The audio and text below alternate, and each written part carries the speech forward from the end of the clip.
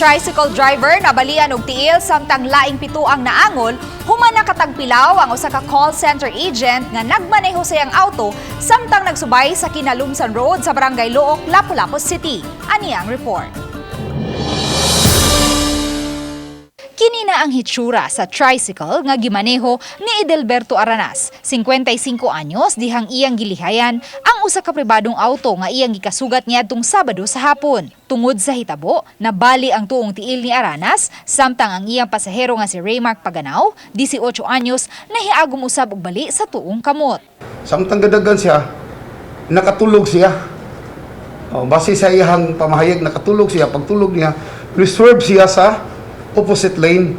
Pag opposite lane, karon kay naikasugat nga tricycle. Pag kasugat sa tricycle, ang tricycle na kamot nga di ma-head on, so gilubag niya padung sa tuo. Paglubag niya sa padung sa tuo, paglubag niya naabtan gyapon siya mo tong pagkaigua sa iyahang batiis. Pagkatumba na mo adto ako nakabantay nga naputol na iyang tiil kay nagpuno na magdugo akong lawas. Ni ikaw na unsa makato? Kuan, adto ra sad ko nakabantay nga napiit akong kamot sa tricycle. Human sa hitabo, ang auto nga gimaneho sa call center agent nga si Mar Louis Garado, 32 anyos, padayong misubay sa Atbangalin. Nunot ni ini, iyang nadasmagan ang gikasugat nga di pasahero ang multicab nga may 8 ka mga pasahero.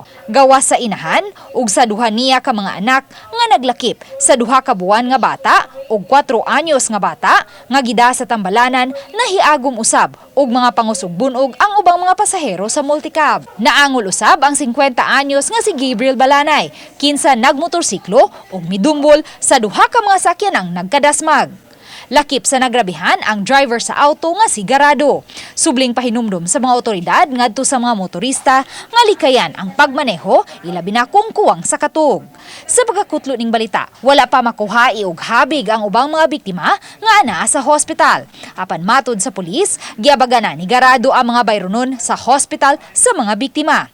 Si Raymark, kinsa usa sa mga biktima, way planong mupasaka og kaso batok kang Garado. Dili lang siguro kay loy man sad siya kay murag na shock ra pud siya sa panghitabo ba. Wala ko siya nga nag-expect na may mato. Ang may tabuan kung mo arito na kung mga tagtungod, mo file og case iya ha. Mafile lang po sa reckless imprudence resulting to multiple physical injury and damage sa property. Uban ni Philip Patricio o Rod Prado, Luan Merondina, Balitang Bisda.